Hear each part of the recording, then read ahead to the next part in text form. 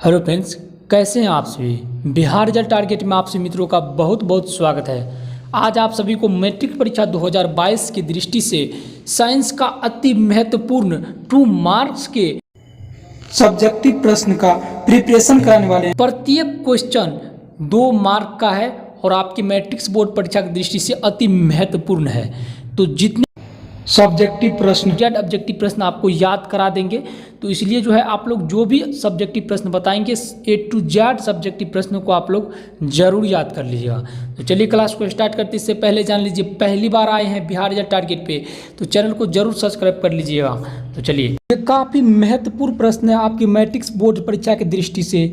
प्रश्न ये जो है 3 नंबर में आपको पूछेगा, ये 2 मार्क में नहीं, आपको 3 मार्क में ये प्रश्न पूछेगा और इन प्रश्नों को आप लोग जरूर याद कर लीजिएगा। अगर याद नहीं किए थे तो इस वीडियो में आप लोग याद कर लीजिए, 100% आपको याद हो जाएगा। प्रकाश का अपवर्तन क्या है, इसके नियमों को लिखे। ये 3 मार्क का सब्जेक्टिव प्रश्न है और देखिए इसको कितने सरल भाषा में आप सभी को समझा के हम याद कराने वाले इस वीडियो में।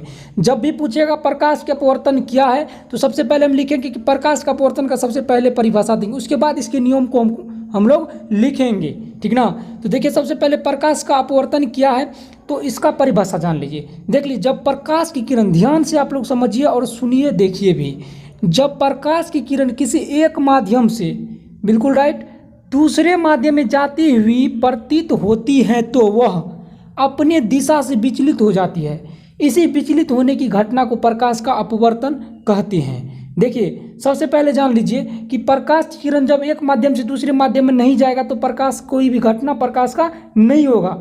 देखिए तब वो अपने माध्यम में रहेगा। जब तक कोई वस्तु है, जब तक वो यहाँ से दूसरे जगह नहीं जाएगा तब तक जो है वो स्थान परिवर्तन नहीं होगा। स्थान परिवर्तन होगा कोई भी वस्तु, स्वाभाविक है, थोड़ा इधर उधर होगा ही। तो कैसे इधर होगा तो जब कोई वस्तु टकराएगा उसके बाद वस्तु अपना क्या करेगा कि वो अपना रास्ता या आकार बदलेगा। तो उसी तरह है, जब प्रकाश ऊपर से आता है, वायुमंडल में प्रवेश करता है तो क्या होता है कि वो दूसरे माध्यम में जाती है, यानी चले जाती है।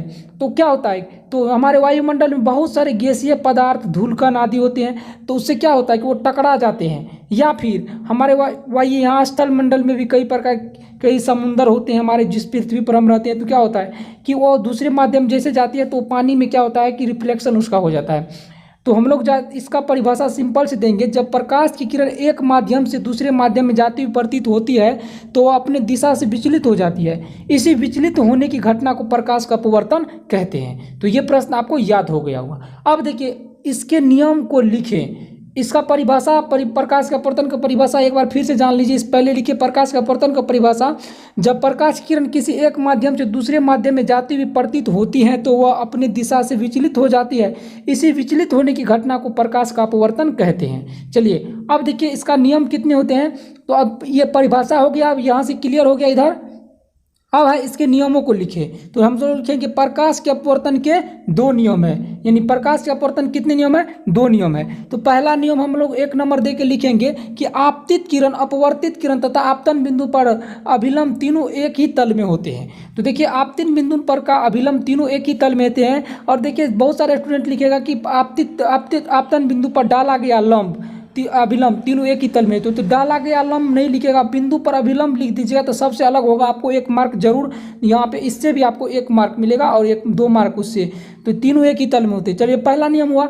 और दूसरा नियम जान लीजिए, जब एक ही रंग के प्रकाश की किरण किन्हीं 2 माध्यम के सीमा तल पर तिरछी आपतित होती है तो आपतन कोण की जया आई और आपतन कोण की जया, आपतित किरण और आपतन कोण की जया आई तथा साइन की तथा अपवर्तन कोण की जया आर साइन का अनुपात एक नियतांक होता है। इससे स्नेल के नियम भी कहते हैं। अगर आपको 5 नंबर में लिखेगा तो स्नेल नियम के अनुसार भी आप लोग यहाँ पे लिख सकते हैं, ठीक ना।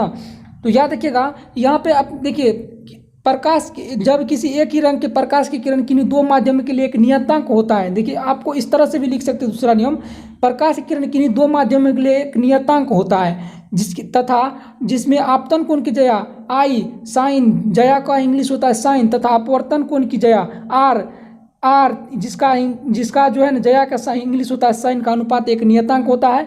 इसलिए इसी को हम लिखते हैं साइन आई बटे, देखिए इसी को हम लोग लिखते हैं नियतांक को साइन आई बटे देखिए आपको पूछेगा कि प्रकाश की किरण जब किन्हीं दो माध्यम के लिए नियतांक होता है तो उसका सूत्र क्या होगा।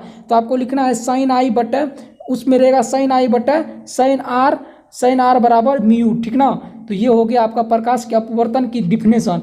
और इन प्रश्नों को आप लोग जरूर याद कर लीजिएगा, ये काफ़ी महत्वपूर्ण प्रश्न है। और एक और ऑब्जेक्टिव प्रश्न अभी आपको बता रहे हैं हम, वो ऑब्जेक्टिव प्रश्न काफ़ी इंपॉर्टेंट है। और ये दो ही प्रश्न अभी आज की वीडियो में आप सबको बताएंगे। समतल दर्पण में बनने वाले प्रकाश की समतल दर्पण में बनने वाले प्रतिबिंब की विशेषता लिखिए। ये 2 नंबर में आपको प्रश्न पूछेगा आपके मैट्रिक्स बोर्ड परीक्षा में। समतल दर्पण में बनने वाले प्रतिबिंब की विशेषताएं लिखिए। तो चलिए, समतल दर्पण में बनने वाले प्रतिबिंब की क्या होता है, निम्नलिखित विशेषताएं होती हैं। सबसे पहले तो विशेषताएं किसके बारे में हम लोग बताएंगे।